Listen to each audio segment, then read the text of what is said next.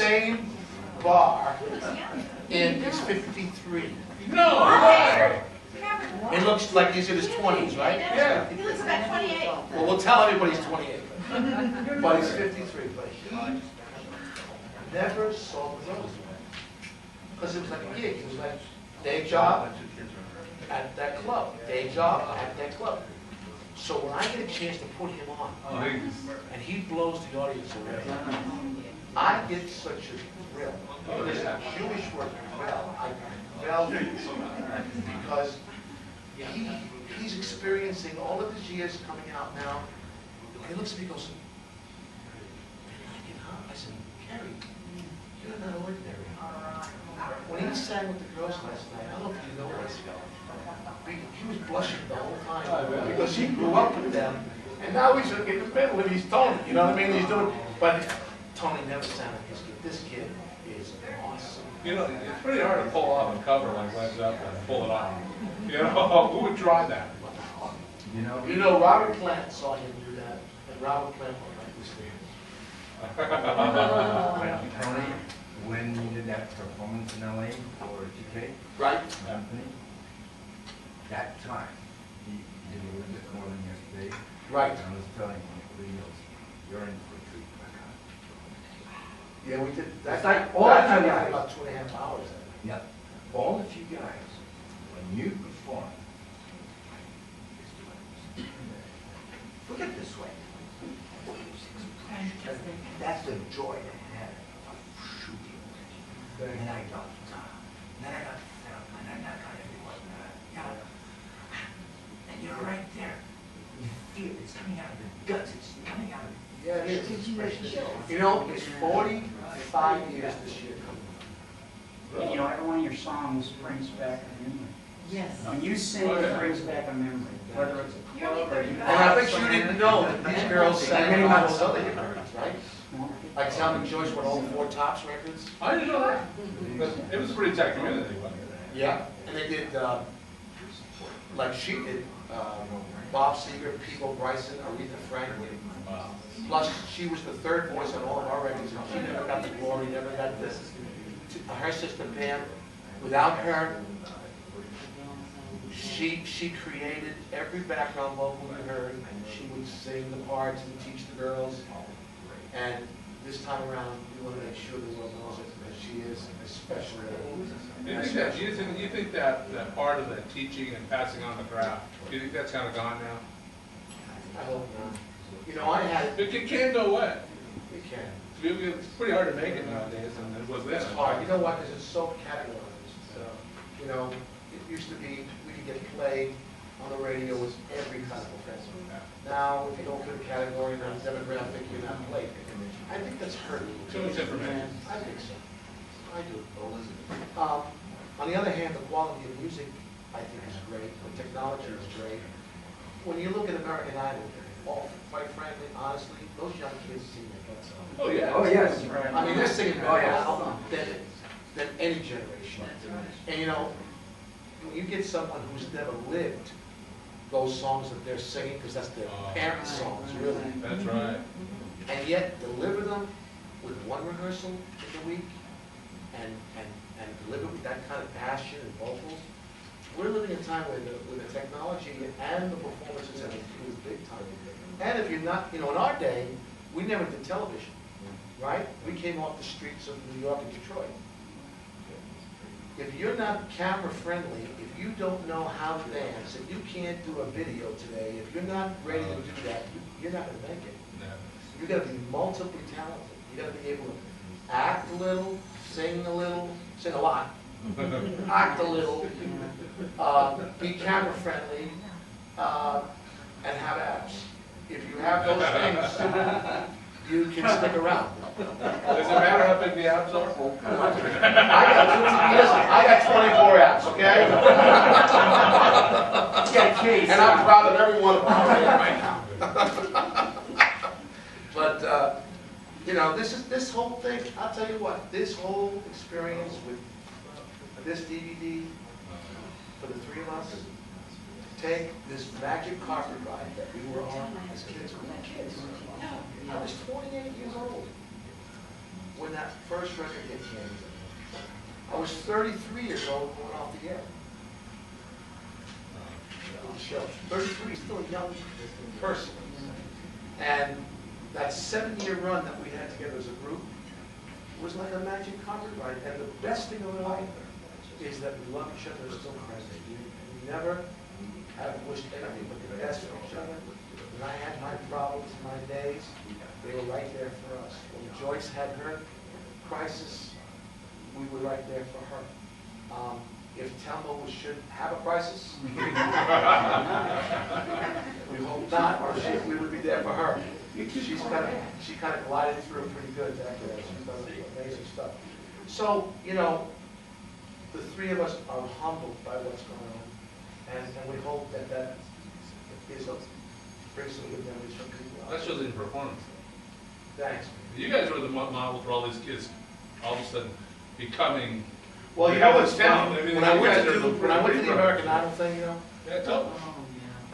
I brought my daughter, because my daughter Jen is 13, so she's a big fan of the show, right? She was a big Carrie Underwood fan. Oh, yeah. So, So am I. oddly enough, all the people who were at CBS in our day are still doing those shows. So I was a hero in my house, because I could pick up the phone and go, my daughter wants to see, come on down, Tony, you know, and I get all the first preference, Dad, wow, Dad, you know these people? So I walk in, and the first thing that happens is Bo Bice, sees me and he goes like this. Now, he's a young guy. And he goes, oh, man, hang on, you got to call my mother.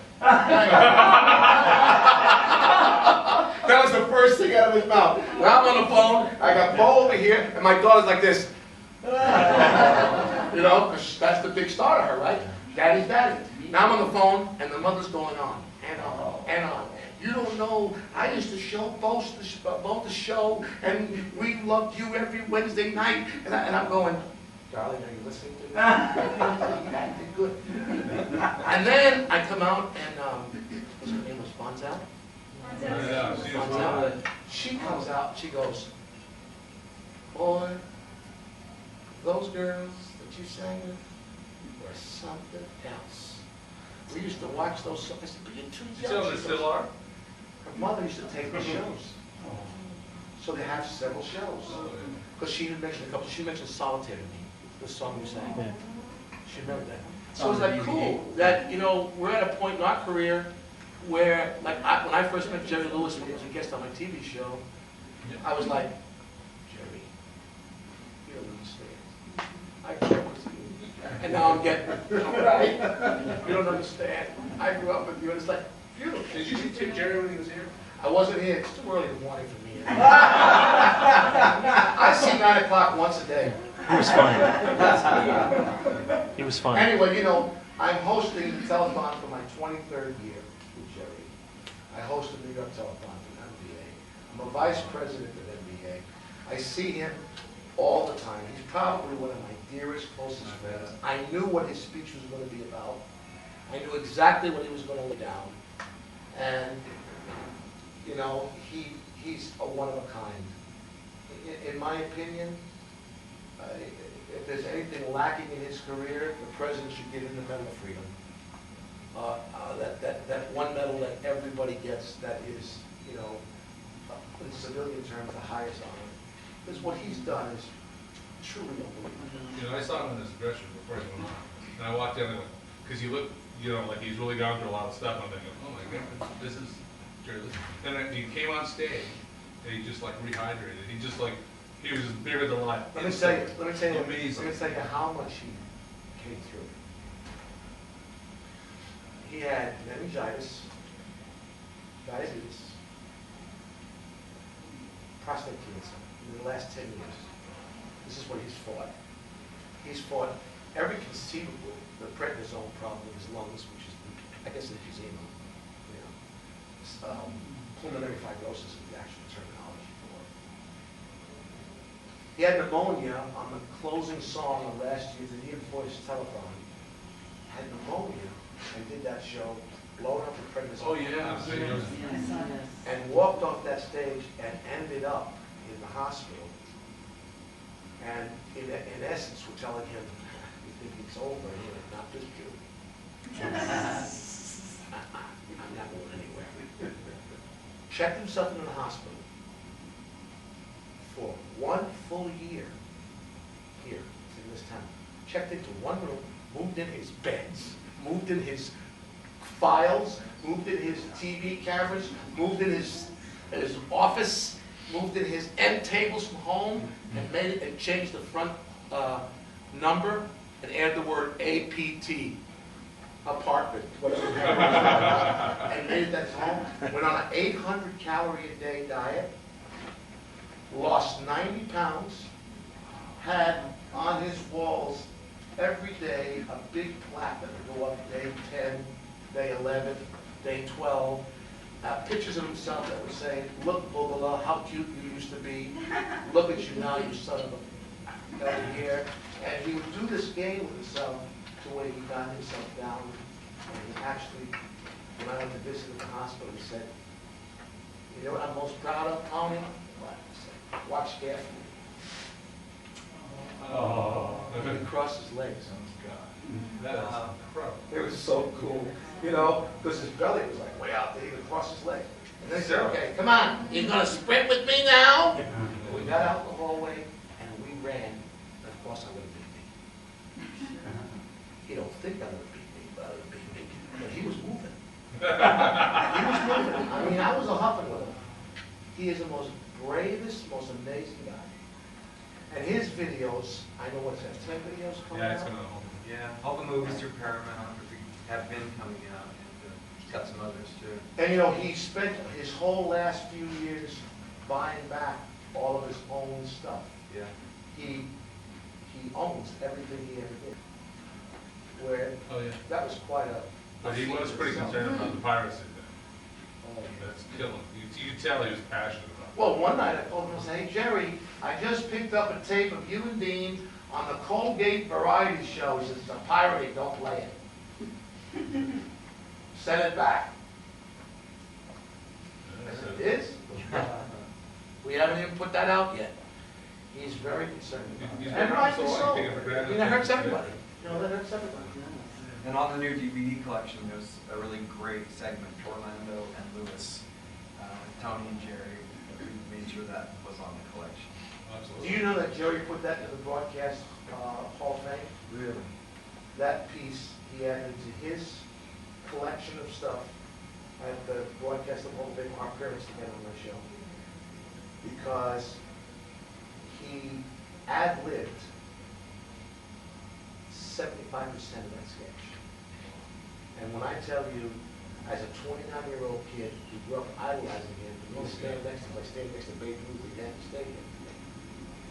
And it was an honor. So they put it in the DVD like this and highlighted it. It was a big deal for me. Are you guys gonna go out on the road or anything promoting the DVD? If there's a reaction out there, I don't want to set up a reunion tour because sometimes that's, I don't know, sometimes I think it's overdone.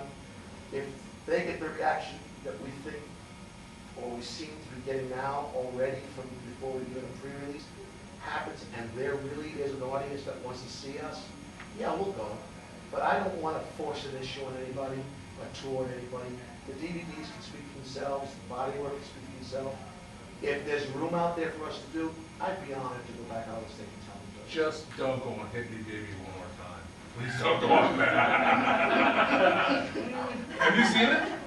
No, I know it's It's a little sad. So it's like a one-hit wonder thing, is that? Yeah, well, some of them aren't such one-hit wonders. They just Oh, bring it yeah. back. Yeah, Billy Vera was on there and he lost. Yeah. Well, you know, fortunately, this is my 45th year in show business. Since my first hit record. And my first hit record came out in '61. It was a song called Happy Paradise with Carol King. 10 years before Dawn. And so, there's just too much stuff under there for me to do something like that. And anyway, Thelma's had an amazing career too. And Joyce and Pam have gone on to sing backgrounds and do things with Aretha and do some contemporary gospel in a Broadway type show about Motown. So we've all had our hands in lots of different things, and we've had a good time doing it. It's been great. But you know, your kind words about last night, I'll tell you something. We did that show last night, and those girls and I, other than our hits, because of Telma's schedule and my schedule, we didn't rehearse one of those songs. Wow. We went out there after 17 years and went and said, okay, ready, let's hit it. Wow. And you know, sometimes things are just natural, and when we sing together, it's just like natural, like brother and sister, you know, it's like natural. So it was amazed me to think that we looked at each other a couple times and go, you know where you are? She looked at me and told her, like, come here. Go ahead, go ahead. So you guys have created a legacy. You didn't create a DVD, you created a legacy. Thank you. Thank you. And it's all due to him. You know, it takes one guy. I said this on stage. I said, Grant was a fan as a kid. Now he becomes a vice president to this company that does DVDs. I don't think we could have sold ourselves to someone like he had a passion for us. So what he's done is he's taken that passion and understanding of all of our little nuances and things, and he's marketed it the way we should have been marketed. Because we were never the darlings of the industry, we were more the darlings of the public in the industry, and he's made it come together. And he really has understood what's our demographic, and I'm really proud to be with that company because Giving all of their work the respect that it deserves. thank you. Thanks. Because you know what? Truthfully, I mean, Telma and Joyce come from a part of Detroit that you would say it's hard time streets. And because of that journey that we were part of, we have done everything you could ever dream of doing. Worked the White House, met every person you meet in America, worked with the greatest stars, people we grew up imagining them and meeting together, let's work with. You know, and now to see it come together as a piece of a body of work and something that we're proud of. I mean, I looked at the stuff that he did that I wouldn't look at back then because I was always like too worried about things like ratings. Yeah. So I was always, I'm not watching the show this week, you know. And now I watch it relaxed and I go, like one night when Jerry was in the hospital, Jerry and I watched the Orlando Lewis piece. Or Lewis and Orlando, forgive me, sorry. Lewis and Orlando piece. And we watched this piece, and Jerry was going through his times then, his personal crisis. So he had a vague memory of the show. And he'd go like this to me, Orlando, we weren't there. and the truth of the matter is, we didn't know how good we did. Telma, Joyce and I, because we were just going on a seat of our pants. I mean, come on, our first guest was Jackie Gleason. And we're in a sketch with Jackie Gleason. I mean, please. We're off singing doo-wop on the corner, and the next thing we're doing, hey pal, come on, Hey, she's doing a sketch with Art Carney. She never acted a day in her life, and she's up there doing an acting scene with the Academy Award winner that year, Harry Tonto. It's unreal. And Tony and Art sing an amazing duet. And, When he was at the piano, right? Yeah. What was the song we said? That's My Baby. Oh yeah, That's My Baby, yeah. Oh, God. Classic. It's really, really incredible. And Art, he was talented.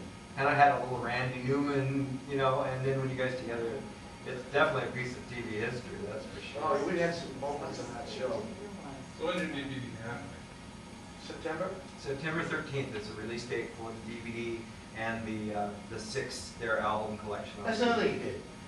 He not only puts out this DVD, but he goes to Bell Records, which is now Arista, and he goes to Elektra.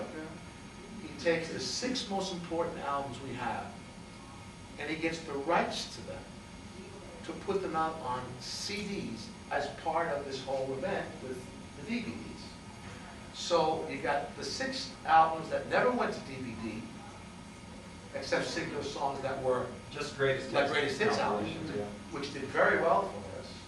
But those albums now are on DVD with the TV show. Then he says, why don't you guys go in and cut out a Christmas album? Because you never cut a Christmas album. Why didn't you ever cut a Christmas album? I said, you know something? I don't know. I had no answer. I don't even know why we didn't cut it. I still don't understand where the logic was, because everybody had Christmas albums then. And we just never got to it. And so Brand said, well, I'm going to find a producer for you that will want to do this with the same passion I have. So he calls me up and tells me it's Michael Amardian, who only did last year's Vince Gill album, Rod Stewart, Donna Summer, Michael Bolton, Christopher Cross, all the Christopher Cross stuff, Cher, it goes on and on. And he hangs up from me and he goes, Michael Amardian wants to do the day. I think that's what's going to do the day. I said, okay, bye, Grant. I went just like this. I hung up the phone. I went, you think he's going to do it? I swear I did. Yeah. I didn't think he would do it. Right, Joyce? And sure enough, we're in the studio in Nashville and we're finishing our 14th cut. That makes it our 5th decade making records. 5 decades. And we're in the studio, and we're looking at each other, and we're like kids.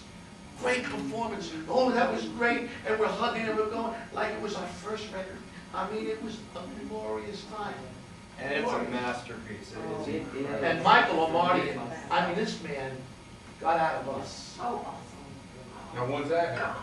That comes out October 11th. He blew me away. This guy blew me away. And I realized when I listened to some of the records he made, now that I work with him, like Sailing, Christopher Cross, those records never die because he has such taste. You know, even the old Lockers and Messina stuff, which was his. Steely Dan. Steely Dan, which was Michael. That's how he knows Tony White. And, you know, so many, that Michael Bolton ballad I love that he did. How am I supposed to live? How am I supposed to live without you? He did that. There's an example of all of Michael's stuff. That's the one thing you continue to still hear. If you're driving a car, you'll still hear that record. And it's not to take anything from the artist, but that producer, man, would capture moments in people. You know, he did He's with a us. genius. He is a genius. He is. And we did a version of the Christmas song. Now we've all heard the Christmas song by everybody and their brother. Don't ask me how he did it. I don't know how he accomplished it.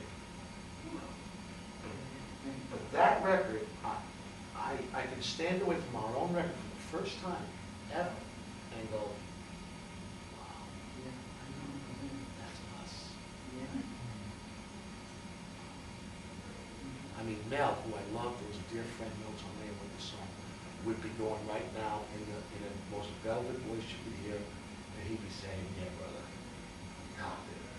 And I'd have to say, no, Michael Amardian copped it, because he produced one amazing album. I mean, when you hear this, I mean, this guy really did something special in this group.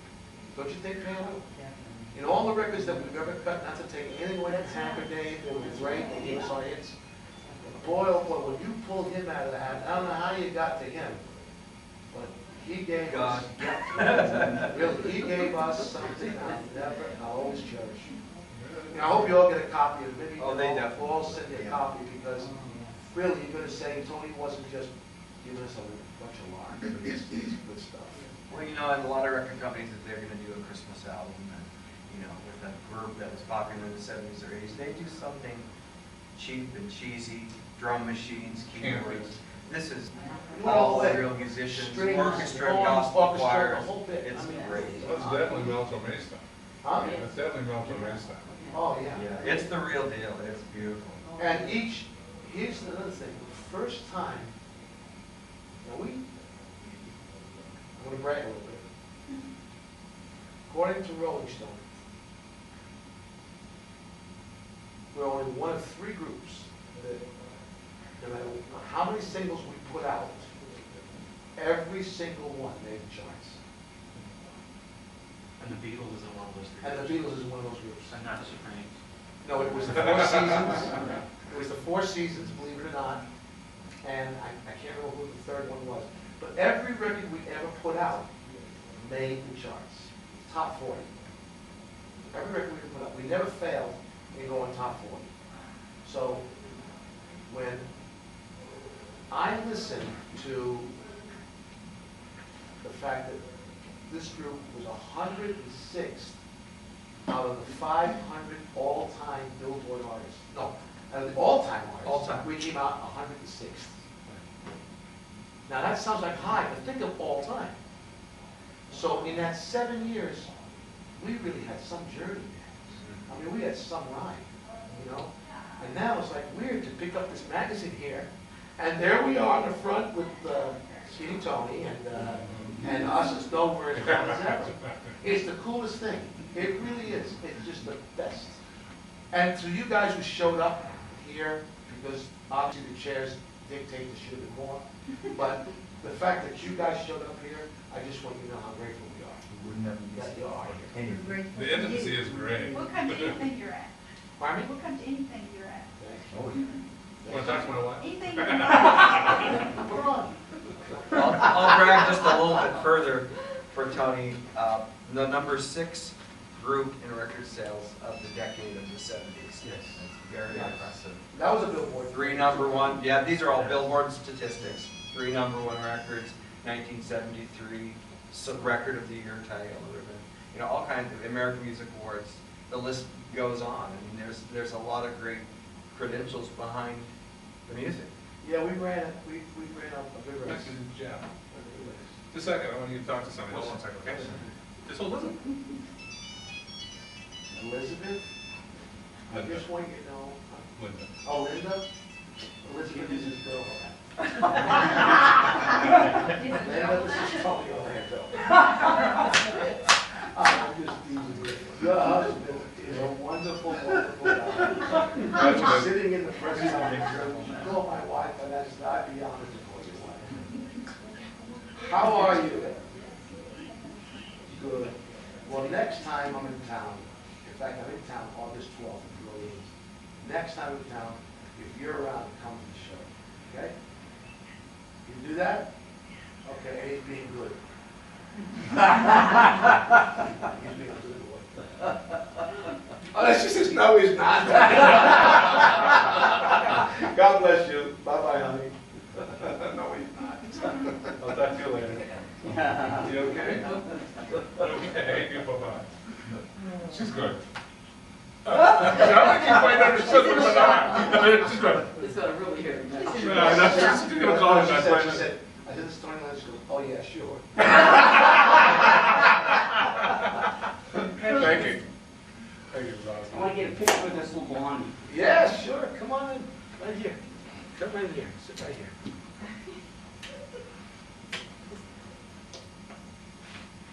We'll take more than one. Thank you. Can we get you over here for some photos? Sure. When you're done? Sure. Where would you like this? Right here? First there and then stand here. Okay. Patty, you mind?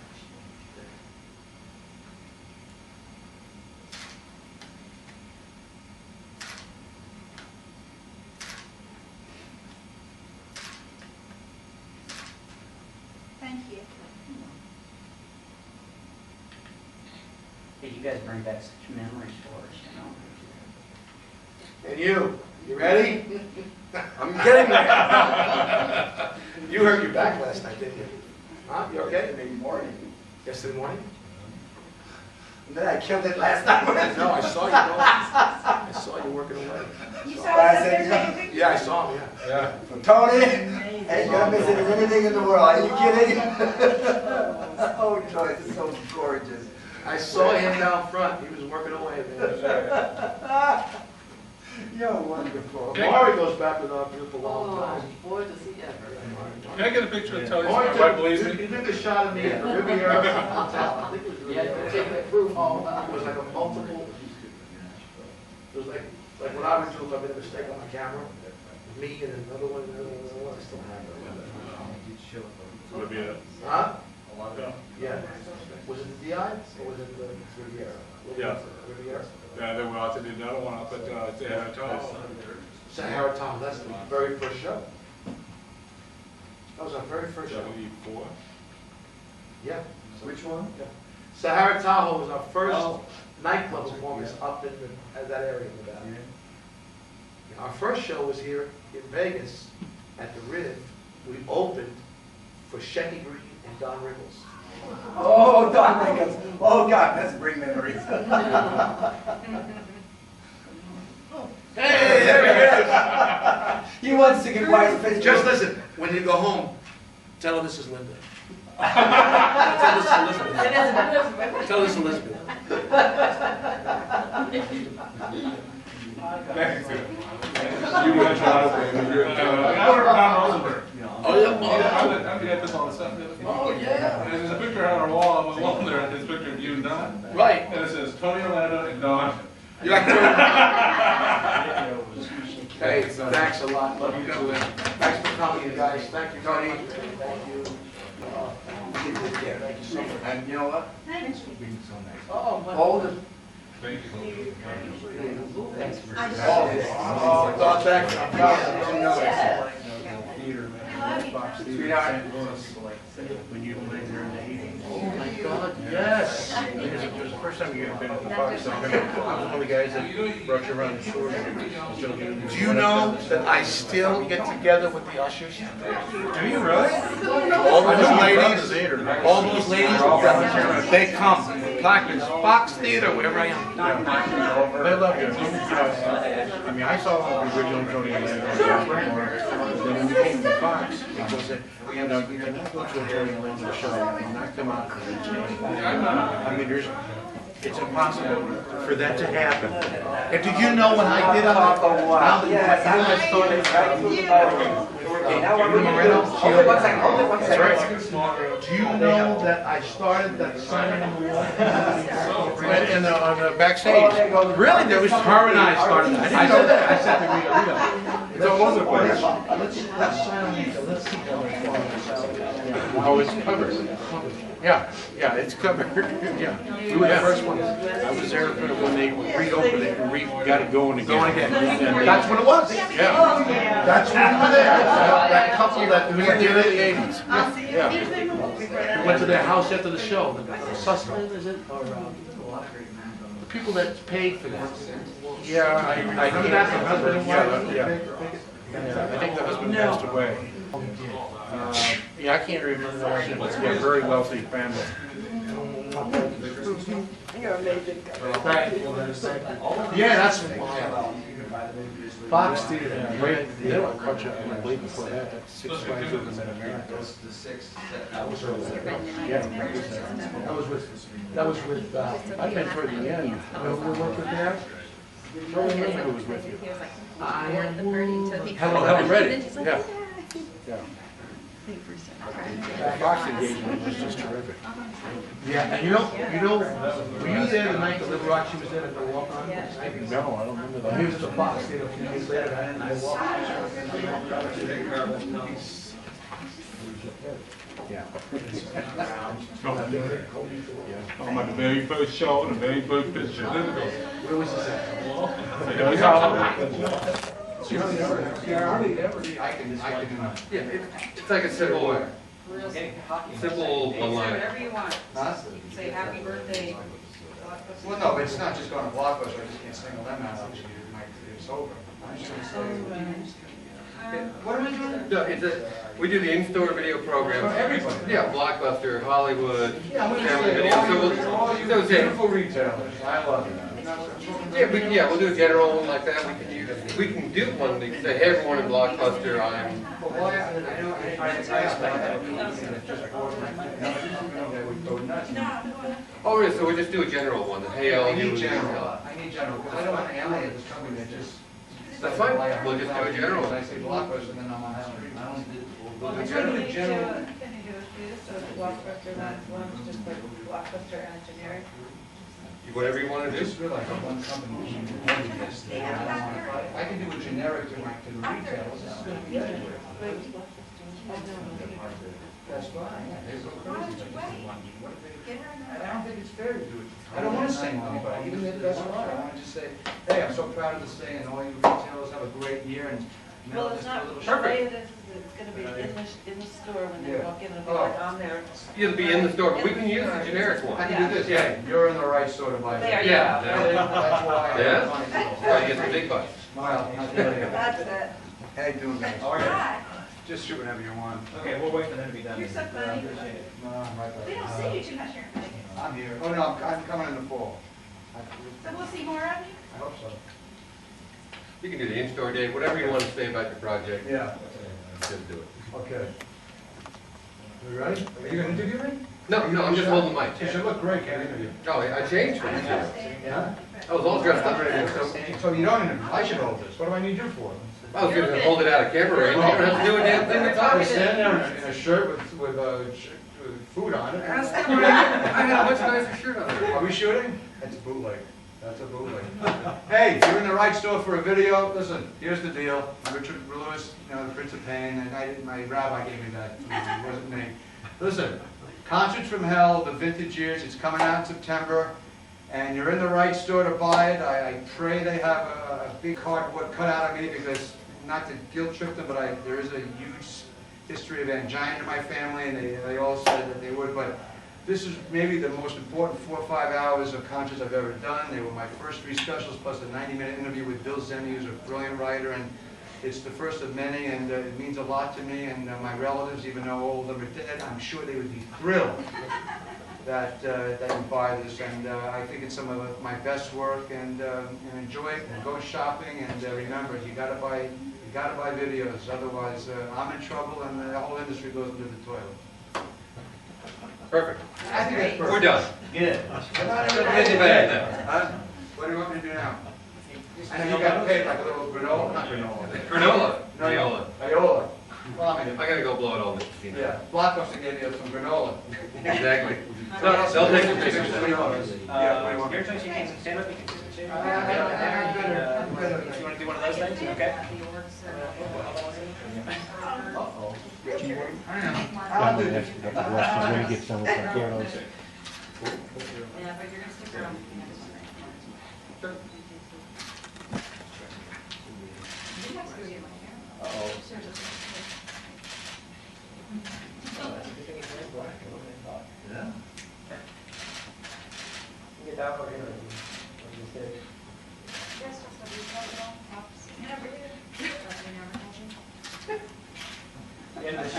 Inside there sometimes, it's completely Looks like I'm trying to break out of myself.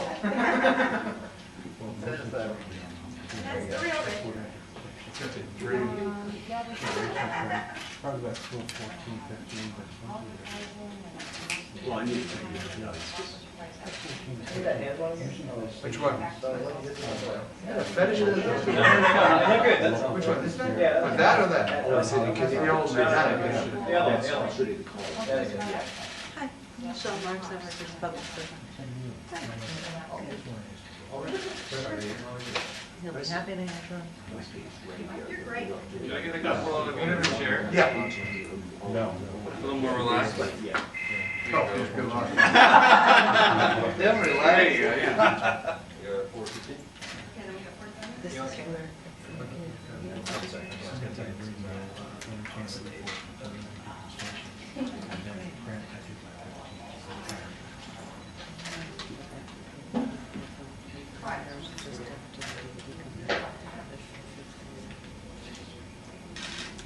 This is where.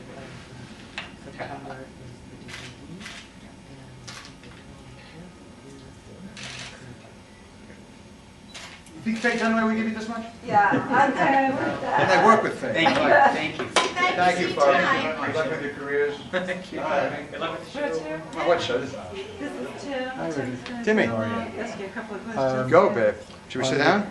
Yeah, if you want it. No, I wanted you to sit down. Oh, I'm fine. Okay. On the, on your concerts that you're, what's different from when you were performing there on the road than it is today? What's different? I mean, the How ones, do you the feel? box set difference? Yeah. What's coming out? These are my first three concerts on cable. The first one was one of the most important ever because it was 14 years into my career. I was, you know, a regular on Letterman, but this was big back then in '85 to do this. And there was a tremendous amount of pressure. I only did one show. Usually comics do two. For some reason, I had to do one and pray that it was good. And I knocked it out of the park, I have to say, not to be grandiose. And that really was, I was still 2-3 years away from getting a successful sitcom, but it was important for me to show me in concert, because doing stand-up with Johnny and everybody else, it was good, but until Letterman in '82 said you can just sit down because you're too nuts. In fact, Leno said I was so manic that he once saw me leave the screen on his TV set. So this was really cool that I was able to do these. And then the other ones, and I did say the vintage years because I'm a recovering alcoholic and drug addict, and even though I was ready for this and I didn't burn these bridges, it was still a time in my life. It's impossible. I don't preach about this shit at all. I joke about it on stage. But, 11 years ago I got sober, and these are concerts before I was, so it's impossible to extricate that part of my new person, that transformation. So when I look at these, I'm proud of them. One thing I realized with this, because up until 5 years ago, when I was in my 50s, early 50s, 51, I always brought notes on stage. And Carnegie Hall, Vegas, I've headlined and co-headlined all the, I played everywhere. And the thing is, in fact, I never forget, I was with Dennis Miller and Dana. We were headlining at Caesars once. And I asked the Teamsters to bring a piano on stage, and they lifted this thing. They were getting hernias. I thought, oh my God, I saw Billy Hoffa's Ghost. I was frightened. And they said, Mr. Lewis, we didn't know. Call me Richard. We didn't know that you played. I went, no, I didn't. And I took out 5 pieces of paper, because to me, new material is, I ad-lib half my shows anyway now, and even then, but I used to write 5 hours of material every 3 months, new, and I would try to do it all the time. So even 10 years ago, I had enough TV material for 100 lifetimes. But it was for me, until I was finally convinced by agents who were right. It was a work in progress. It didn't really hurt my career, but now without the notes, which these have, which took me hundreds of hours to get to, I'm forced to memorize things and forced to free associate. So now when I say, ladies and gentlemen, Richard Lewis, it could be in Vegas, it could be a special, it could be anywhere. I have no clue what's going to happen, and it's really scary, and yet it's the way I wanted to do my stand-up. And now it's really scary, because back then I would look down and see Fear of Intimacy, and I'd had like 100 stuff, and I'd remember them. So it took me years to put it on there, years, hundreds of hours. But now, if I think of Fear of Intimacy, I'm lucky to remember 10 or 15, and that's why I ad-lib more now. So if I do an hour show, at least 30 minutes is ad-libbing. Are you having fun now, though? I'm having fun now because I don't feel, I realize something important. 2 major things. One, I realize, where are you from? Oh, okay. Press, that's enough. I realized one thing. When I've done actually more letters than anybody other than Mr. Miller, who passed away, who was David's great friend and a wonderful comedian. And I'm proud of that. And I've done almost an equal amount with The Tonight Show. And I do all the shows, and it's fun. Stern, everybody. Conan. I mean, you're Stewart. great on Stern. I was like, I do all of them. And I'm very fortunate that I grew up with Jay and Dave. Dave was an amazing fan. And I had a young comic special once, and Drew and John were one of the 5. I forget, the other ones were great too. But they have their own shows. And the point is that I realized that I always used to fly to New York, like with Letterman, because I used to do Letterman a lot.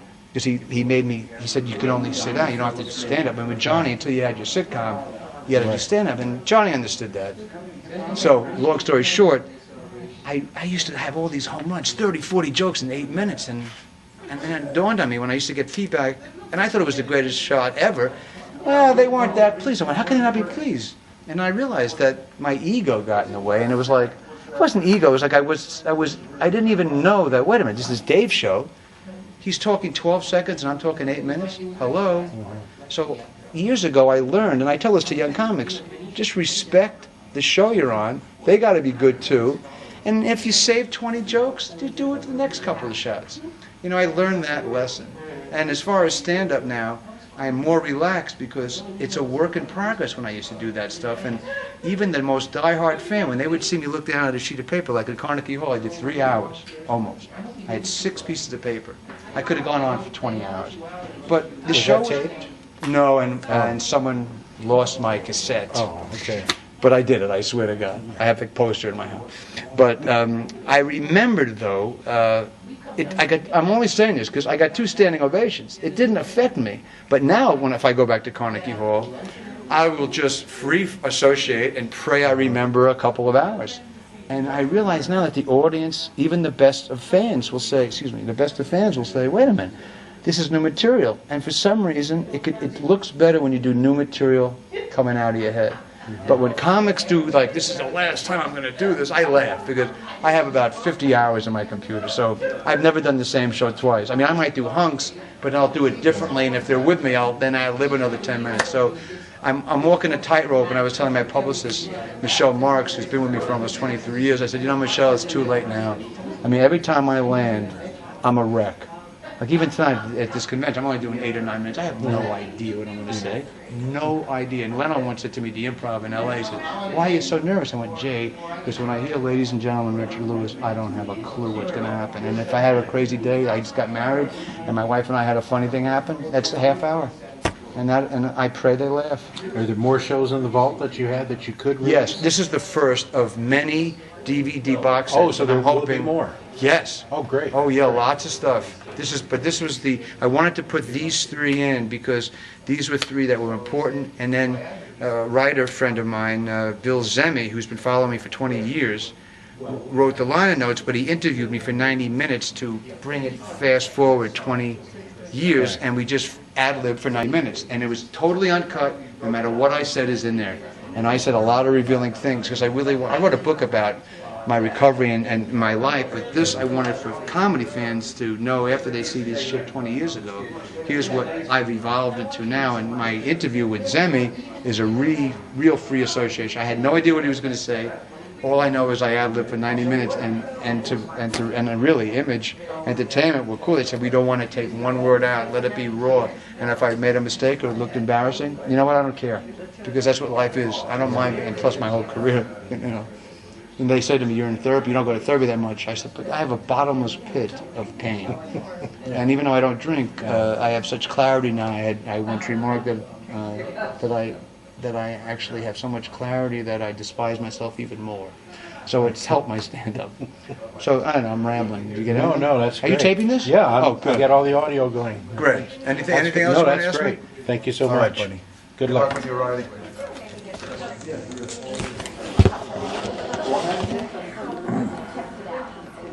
I wouldn't say. You just hold it. Just like 2. We don't have to come for you. I bet you're not recognizable. Pretty much, yeah. It's like a generic guy. Daryl always says he can walk around with I can walk around with any guy right out on The romance, they were sure. Really? Thank you. What do you want us to do? You do your thing. And Sit here, or you want us to, Sitting. do you want us? Maybe do a couple with sitting and a couple standing, is that okay? And would you like us to relate to each other, or? We can do a close one. Relating? Maybe you can sort of photo a whole wall. Absolutely. Don't really. We'll put it right here, we'll make sure you get it. Cheers. Daryl says I'm too tall, but that's because you're smaller. Okay, well, let me trade places. You can be the guy. I'll hold the light for you. It's where you're used to standing on stage next to each other. Yeah, he's shorter than, but I always have my heels. I don't today. I'm holding a light for her, so. It's a great night, right? Whatever happened to. God, they're still walking around. Can't believe it. Yeah, that's great. Thanks. Remember they did. Switch here. Patrick Swayze. Yeah. Who didn't come back, by the way? He did? We can paint it out. It was fine. You could act like you know me, darling. Look married, possibly married. Look married? Yeah. So how's the weather? He hates this. You're in Vegas. No, we live in Reno. Oh, yeah. All right, you want to get them standing? Yeah, can we get standing? I'll move the chairs up. All right. Well, I don't have my heels on today, Daryl, so this is Daryl. You know, I've had these for 100 years. They're so cute. I bought 2 pairs of them. I liked them so much, and they're gonna die. Sure you don't want plant behind You want them over here? Whatever you want. Where do you want us? Here. Stand tall.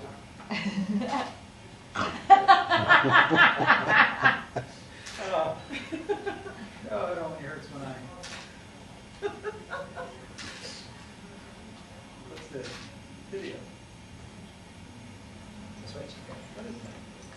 He's got the whole thing. I'm saying that shtick for later. Yeah, live in Rita? Uh-huh. Yeah, no, seldom as possible. Our assistant, Becky, is Over here. here. Our home is, Actually, we're between Reno and Carson still City. a film. We'll try to video film with, It's just a digital. Maybe you're not recording video. No, I understand. It looks like video. Okay. View file. Good. This is the one that was using. Oh, it's not video. One just close together. That's 175 they use.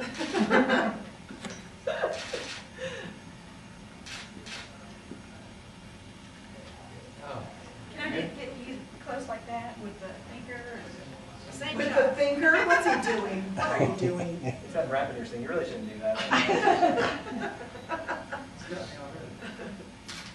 Can you do the? What, is that what they did? Yeah. Really? I didn't know.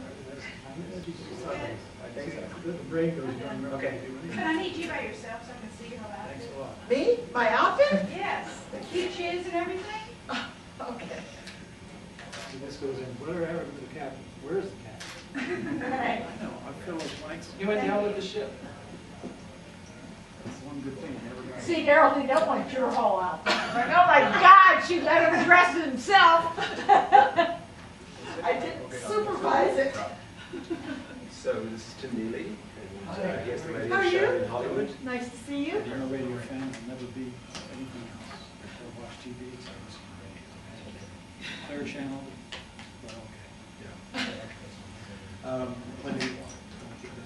When they first approached you and said, you know, we're going to release these DVD sets, what were you feeling about that? Well, I was thrilled because we've had so many people over the years ask us, are they ever going to put your shows out? And frankly, it took many, many years because of the legal business, you know, with all the people that were on the show, worked on the show. It took a long, long time to get that cleared. And now it's cleared, and a lot of people seem pretty happy. And have you taken a look at the shows recently? Yeah, What's your opinion of the shows looking back? when we were airing the shows back in '76, I wouldn't look at myself, and I still have a problem today. So nothing's really changed. I thought, who's that guy? You know, I think there was a definite style back then, which was lighter comedy, and just everything was kind of. Well, I have a different viewpoint than Daryl does, because when I watched it, I watched it and I realized why some people thought it was the stupidest thing they'd ever seen and why some people loved it. It was very Innocent, that's the innocent. It was very positive, and it left you feeling happy, you know, which is kind of a nice thing. There was some great music on it. There's no question in my mind. There was some great music. There was a lot of stupid comedy, but I loved the comedy. The variety show was already. Oh, they did. That was what a variety show was. Yeah. Yeah. Well, I enjoyed the comedy because I had a theater background. It was comfortable for me, and Daryl was very uncomfortable because he'd never done that sort of thing. I was a studio guy. You know. He was the background guy. But you did do better when we went over to when Dick Clark was our producer, and you had He understood. John Biner, and John Biner was the kind of comedian that there was no script. If you had a script, it went right out the window, and he and Daryl just got going with each other, and they had a lot of fun, so that worked for him. What about some of the guest stars that guest starred on the show? Anything stands out? The thing that stood out with me was I used to watch George Burns. You know, he was like untouchable. That's like definitely God. He played God. But then to have him ask me to back him, you know, to play the piano, and he would talk and to do his little shtick, and I said, I'm on this piano backing George Burns. That was the highlight of my whole time. That's here at the Beach Boys. That was working with Burns was better. Burns was amazing, you know. Well, the first time we played with the Beach Boys, that was amazing too.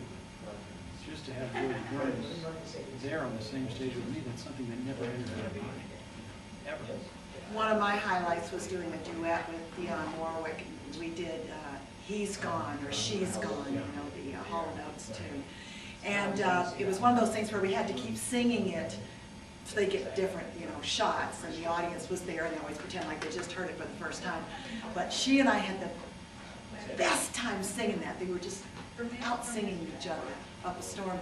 And when we finally got it all done, as we were walking away, her son, her little boy, came up and he said, "I never heard my mom sing that loud, ever." I said, yeah, that was great. So that was one of the high points for me. Now, are you still on the road? No. We don't tour much. Tony was doing symphony work for a while, but we found that the main problem was really committing to touring and making sure you keep musicians. Musicians, in order to have them stay with you, they have to have a guarantee, pretty much a guaranteed amount of work, or else you put them on retainer. So we weighed that, and I didn't want to be on the road like the Beach Boys. My goodness, they're still touring 3/4 of the year now. Yeah, well, the ones that are left, Bruce and Mike, are still touring all the time. But all my entire career, even when it was, if this is Tuesday, it must be Peoria, I was always very blue whenever I had to leave home and be on the road. I loved the singing part. I loved being on stage part. But all the rest of it, I remember leaving home in the middle of the winter when it was still dark, leaving our dogs and our pets at home and driving to the airport, cold, and I was just, I would be in tears half the time. So when the time came that I didn't have to do that anymore. So what if the DVD set Yeah. goes great, Mm-hmm. and you get offers? Mm-hmm. Can't talk you into it? Can you play keyboard? You know, it would Maybe a have to be special something one-night very thing. special, like a one-night thing Right. to benefit something, you know, some big thing or What somebody. we do sometimes is I play keyboard and you know, the keyboards today have a lot of different sounds on them. You can almost get away with just toning myself if it's like 3 songs or something. But a full concert, you know, a full 70, 90 minutes, and you've got to have your background singers and your drummer and your bass and your extra keyboard guy and, you know, all that stuff. I don't know. Yeah, we do. We do. And whenever we do a show, or we did a show, I always did a little bit of my standards. I always sing the standards with symphonies and big bands. So I always do a section of that. And some of the songs that I wrote that, you know, weren't quite so popular maybe, but that they weren't hits, in other words, but they were terrific. So, you know, and we've got 3 original Christmas songs coming, well, 2 original Christmas songs coming out that will be part of a full Christmas album next Christmas. We just didn't have time to get it all done this year. Tony Tino or Captain Tino? Captain and Tennille. Oh, great. Tahoe I'm in Snow. there. Yeah, he's in there. Tahoe Snow, which I wrote, and then a beautiful ballad called Saving Up Christmas. It was written by Sue Ennis and Hummy Man, and it's really a song for military families who are separated at Christmas. It's sung from the point of view of a young wife and mother whose husband is not going to be able to get home for Christmas. So she sings she's saving up Christmas until he gets home. It's a beautiful. And when does this even? It's coming out with the DVD set. It'll be like a bonus. We have 3, and actually there's another one on there that's Captain and the Muskrats. That's Here Comes Santa Claus. It's an instrumental. It's just Daryl, and it's very bizarre. It's wonderfully bizarre. Well, I wish you success. Thank you. Thank you for doing it. Absolutely. You know, I used to work at the Osmonds. Remember Ron Clark? Oh, God, that name is He used to familiar. manage the Osmonds. Ah. I was with him one time. MG and Grandma. Just worked with him. Might have been on one of the shows. Yeah. Tony's the nicest. Well, isn't that nice? Because I think your picture was on when it was in Vegas. Well, we used to work at the MGM once in a while too. Maybe that's So why, that's because we were probably, looking at it. before it burned down. Yeah. Yeah. Yeah, as a matter of fact, when we were there, it was 2 weeks before it burned down. 2 weeks. And Mac Davis was in there about that time too, I think Suzanne Summers Yeah, was playing at the time. at the time, thank Yeah. God we But we weren't. were there 2 weeks before, Yeah. and they had us up on the 23rd floor. Mhm. I remember after I got back home, everything, my mom sees it on the news, she finds me. I just want to make sure you're still there. you Yeah, know, yeah. Because that was one of the, I remember them saying she was sweet, but just the nicest lady in the world. And I just blew it with you right now, right? I didn't know what they were talking about. Thank you, sir. Thank you, it's nice to meet you. That's the time tomorrow, over the 4th. Oh, okay. I think I saw Yeah. Grant. There are actually some of the 5:30s. Oh, arrive some of the just 5:30s, right. right, Yes. Since it's 5:33. Absolutely. We got here early start. We're perfectly happy. How you doing? Hello. You still living up in the Tahoe area? We're living in Washoe Valley between Reno and Carson City. When you did a concert in Sacramento in Uh-huh. 1972. Oh, my God. Oh, my. You're faded from age, but Oh, my gosh, look at this. Oh, we're so much better. Well, you were there? but I had to grab the file like the last minute, No kidding. because I've got some more. You had long hair. I did? Oh, that was a very famous cut. It was Yeah, called the Tennille cut. Pretty much the same. Named after Yes. Yes, yes, it was named after me. This was long time ago. Why'd they cut back? They'll come back in style. Why did they cut it back? Well, actually, it was a Vidal Sassoon cut. You know, they called it after me. A lot of little girls had their hair cut that way. And I worked that way for 2 or 3 years. I like short hair. I do too. It's It's a lot easier. faster. It's easier, right. We don't have time to fool around. I have to get the new one finished So y'all out. go back to the road? We talked about it, I mean, I know now. we saw the band. I have to sign these, but I need a picture of the age. So You can't get there. Well, I have to be possible. Becky here. Those were in the middle of the the halfway to the green light comes on, and then all the way down. What show? Yeah. That's the halfway to the lot.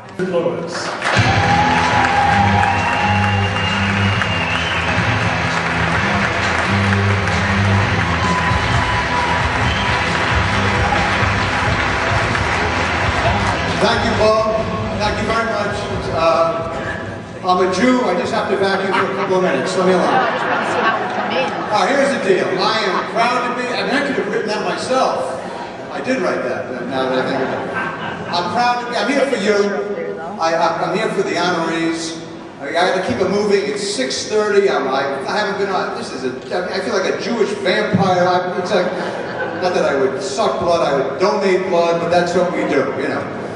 The deal is this, I'm very proud to be here, and you know, to be able to have I'm very proud of this box set, but that's the last time I'm going to mention it, but I hope it sells lots, and I hope you sell I hope you double your 24 million, and do all, not with me alone, that would be a fucking trip, but that you know, they said, try to be funny for 6-7 minutes, you know, really, do me a favor, I'm here for you, you know. This is not a venue. This is a venue for a eulogy. I mean, really. Look, I'm here. The acoustics. You won't even hear what I'm saying until like a week from tomorrow. So I'll email each and every one of you what my intentions were.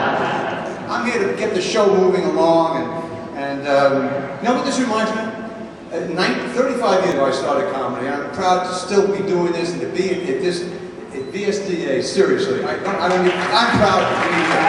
Really. I'm in my 50s now. I'm alive. I don't even have DNA. I just have D. It's a nightmare. I just got married. Now I'm having sexual problems. My penis just uses my balls as a hammock. I'm all screwed up. I used to be good in bed, but now when my wife's gorgeous. She's, I thought it was an assassination attempt. I'm sorry.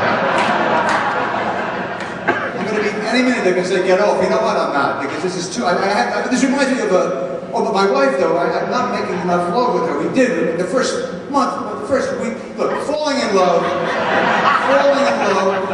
is the greatest 2.5 seconds of my life, to be honest with you.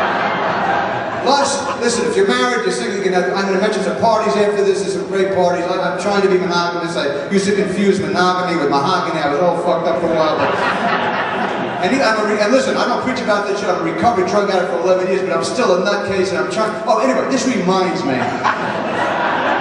I can't have an A, B, and C. I'm here for 7 minutes, and then I'm bringing on these very wonderful people who are brilliant and deserve these awards. But I did a show at the Improv in New York for the New York Times, and I wasn't a drug addict then.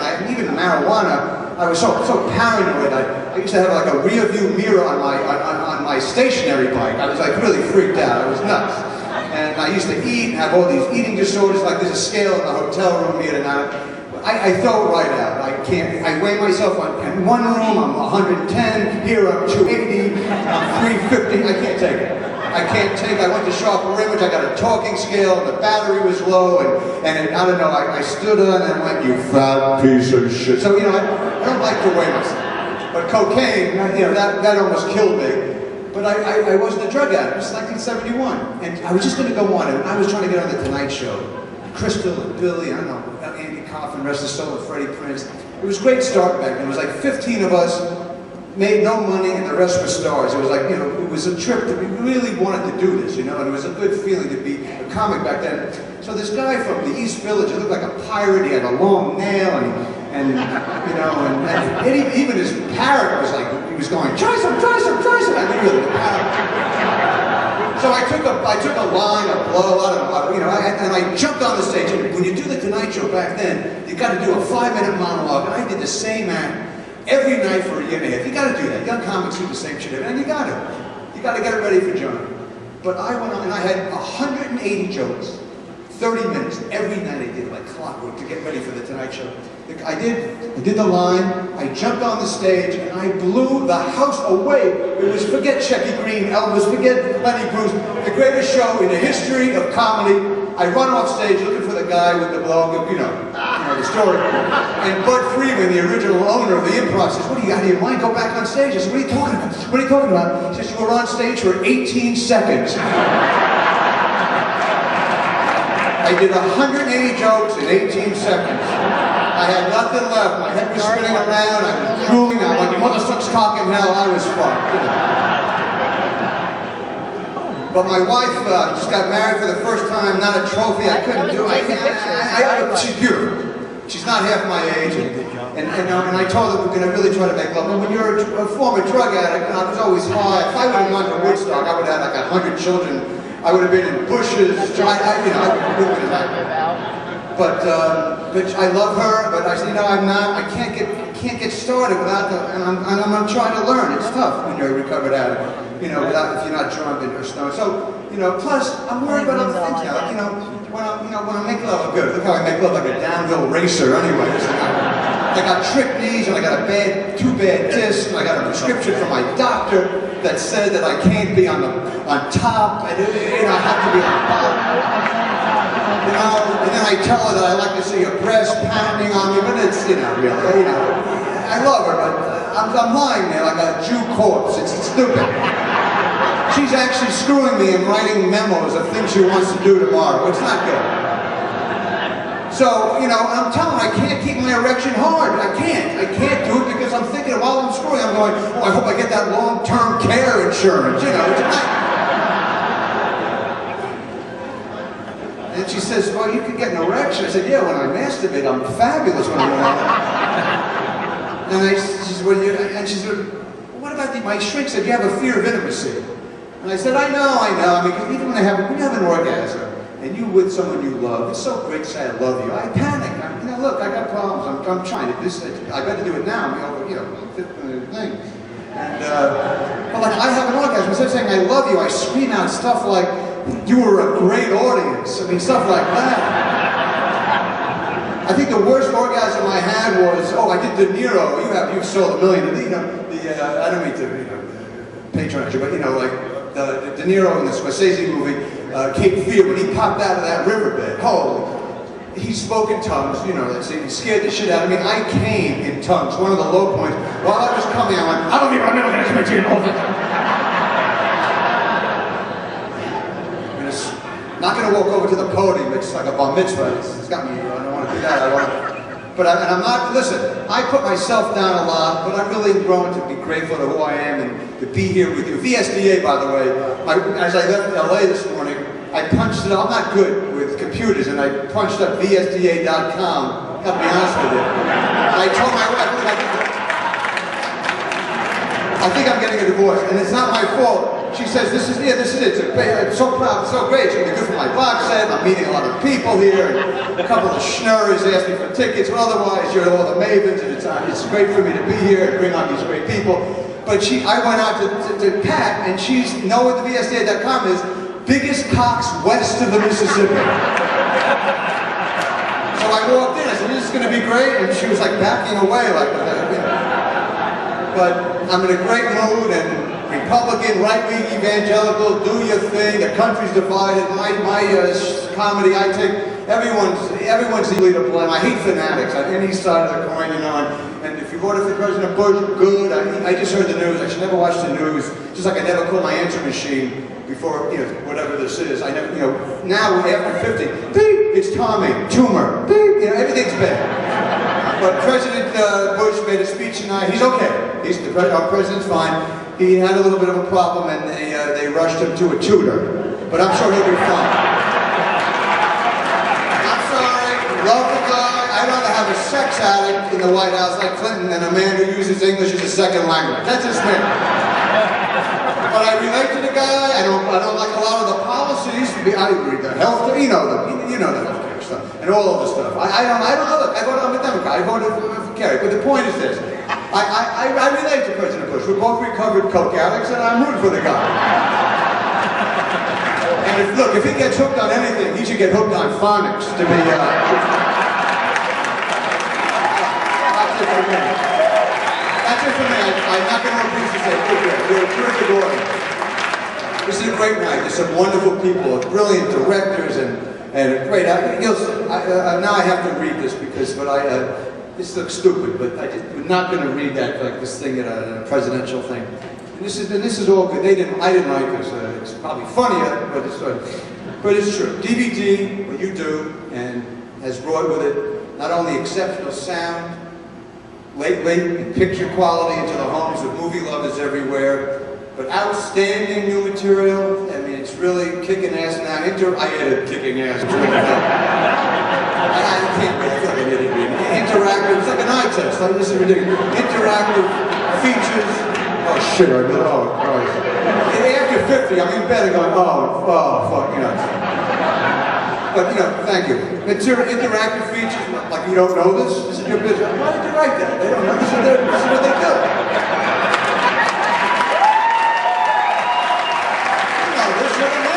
You're the neighbors. They meant well. They meant well. I'm just worried that when I get home, my wife's gone because she saw the biggest cock. And I saw the biggest cock. On Curb Your Enthusiasm, I saw Shaq naked, and I'm not like, I got a decent penis, but he was sitting there, and it looked like he was ice fishing, I swear to God. But you have wonderful features, and you have restored versions of classic films, and this VSDA, honors these tonight, truly. Exceptional achievements with its DVD technical awards, and journalists who are expert in all this DVD content. They've looked at hundreds, maybe thousands of these titles at studio heads and have submitted and in a variety of categories. And here are this year's winners, and pay close attention. And again, I'm really proud to be here. See you later.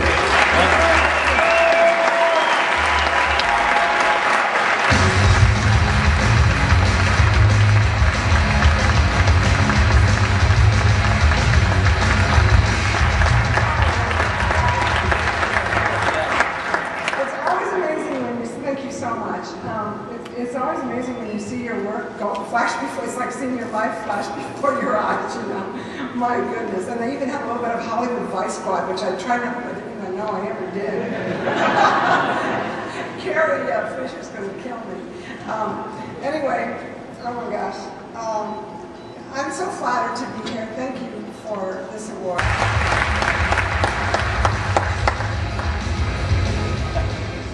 That looked good, huh?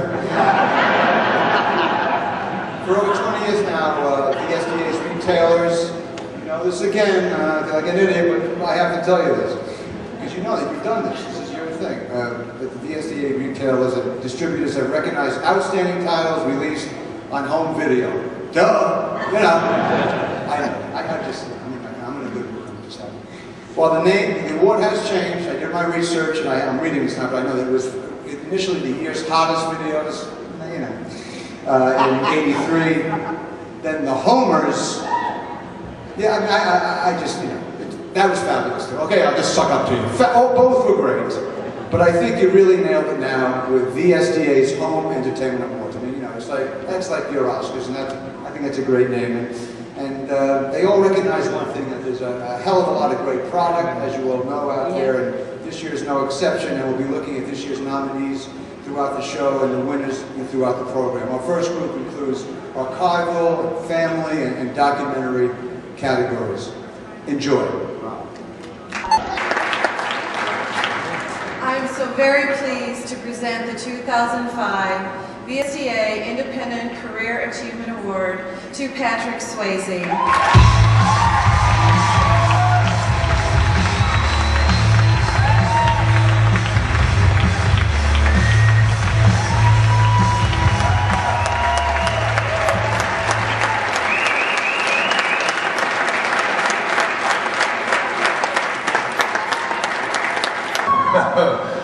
And she also says that I shouldn't have any problem because I'm never at a loss for words, but I really am.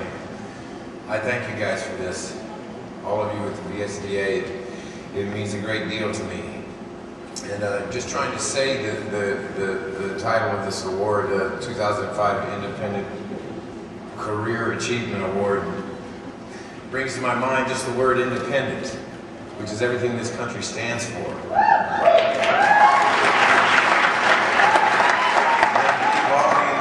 Share with me the concept of the independent movie, which is about vision, about passion, about originality, about cutting edge, about breaking the mold when everyone tells you to stay in a little square box. And I thank you for that. Thank you for having me here to that end. But it's interesting because, you know, for a long time it was all about studio movies, and then when you try to do anything different or original or break out, you know, many times you're kept in line to stay in a commercial little box, and I followed that angel, I followed that dream for a long time in the blockbuster mentality, and I've had a lot of success with it. But as time went on, my inside started screaming for something different. I wanted to challenge myself. I wanted to try things, or pedophiles. Kind of enjoyed that one.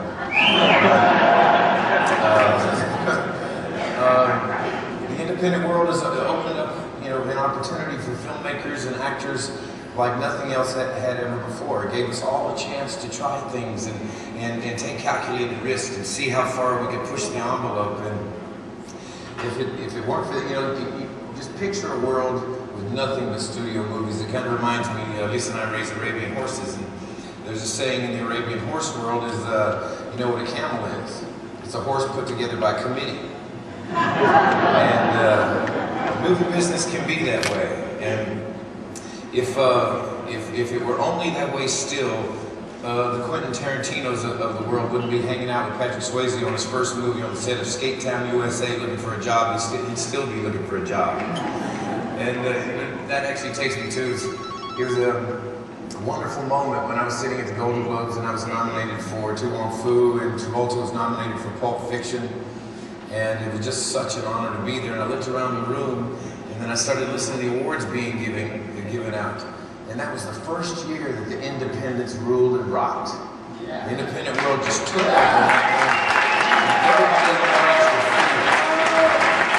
It was like this vibration going on that everybody knew this was the day of the artist. This was the day of doing things, especially with this reality TV stuff going on, and everything turning to so surface and so shallow. It made us all believe that the audience really does want to feel something. They want to care. They want to see heart. They want to cry. They want to laugh. So I mean, if it didn't exist, I don't believe Coppola would have ever gotten The Outsiders done, which means Patrick Swayze, Tom Cruise, Ralph Macchio, Matt Dillon, Emilio Estevez, Rob Lowe. None of us would have been discovered and possibly never had a career. And the same thing for me with Dirty Dancing. Emilio Ardolino would have never gotten to direct this movie, and they would have cast Sean Cassidy or Donny Osmond. I love both of them. But it's opened up the world. I don't think Roland Joffe would have ever gotten to cast me in City of Joy. And my foray into the independent world has changed me as a person, as an artist, and just living through these years of stardom to get back to the craft, to get back to passion and a sense of purpose and a belief in something. It put such a passion in me when Lisa and I finally got our dancing movie done recently, One Last Dance. Hopefully it's not. But it really meant a great deal to us because this movie speaks of dreams. This movie speaks of that moment in time for all of us when we gave up on a dream. And it reminds us all that it's never too late to rediscover that dream or make up a new one. And so we decided to go off in the filmmaking world and do this movie. We wrote it as a play 17 years ago that won when it was called Without a Word. Loved the title, but commerciality, somebody said, you gotta get dance in the title. And little did anybody know that One Last Dance spelled old, which was abbreviated. So I hate every email that comes in about this movie. It would have been nice to have done it 17 years ago when I was a little close to a rubber person. But I think we pulled it off. But the opportunity would not have existed before for Lisa, first-time writer, first-time director, us as first-time producers. It would have never happened before. And get to star in it, you know, people, when we did it, thought we were crazy. The Screen Media didn't when we were out there trying to distribute it. We went out in the feature world, and right when Das Werk and German television took a dump and we couldn't get arrested, we were pretty disillusioned. And we thought, you know what? We got to go somewhere. And we thought, okay, the advent of DVD. DVD world has opened up an opportunity for all of us. I mean, movies, I would be willing to bet almost everybody in the audience, out of your top 5 movies, I bet 4 of them are independents. And this is hard. But we got to a place where we thought, you know what, it's not over just because you didn't get that theatrical release, or you're going to get a release, but they were taking you down the primrose path, and I'm not going to do this one I usually do. I'll take it somewhere, but I'm not going to kiss you on the lips or look you in the eye while you do it. And so when we were out there, Screen Media came along, and Robert Baruch, and people believed in this movie and got behind us. And now we've gone around the world to Philadelphia Film Festival in Houston, 6 different countries, and opened this movie to standing ovations. Everybody we run in, baby, that's a line I walk every day.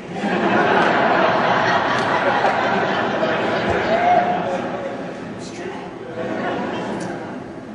When people think that movies don't make a difference or can't change things, I mean, this little film that we made for $65,000 that went on to play in more than 75 countries around the world. It grossed $35 million. I made 8 cash,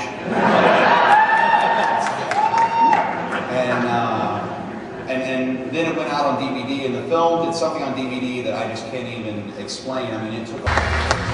Okay, guys, it's almost time to party. Now we have the final group of award winners, including rental and see-through titles of the year. Enjoy it and exit Jew Boy. Now that's a little uncalled for. Enjoy this. Let's do the top. 5 Male Star of the Year award to Vin Diesel.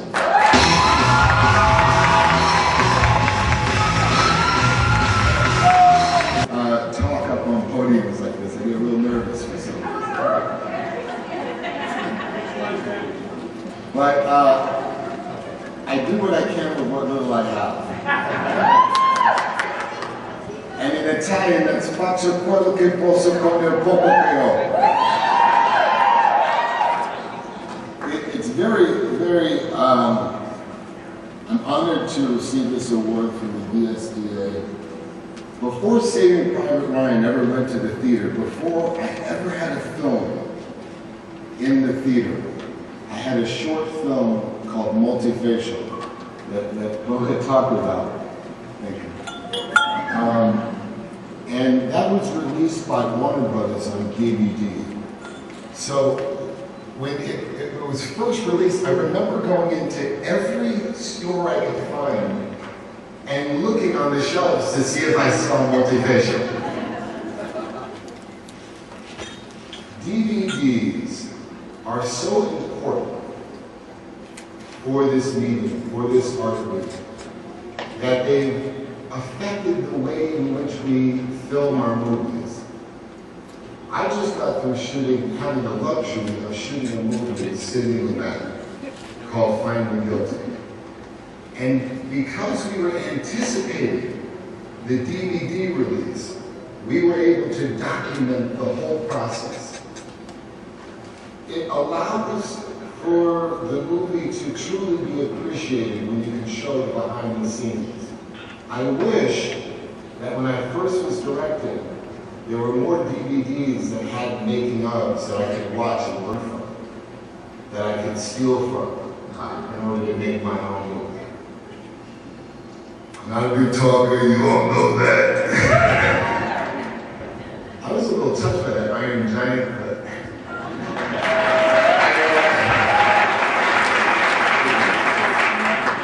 I want to thank all of you for your support. I want to thank all of you for committing yourself to this medium, to DVDs, that allows us to make movies, to show how we do it, to invite you in the process. Thank you.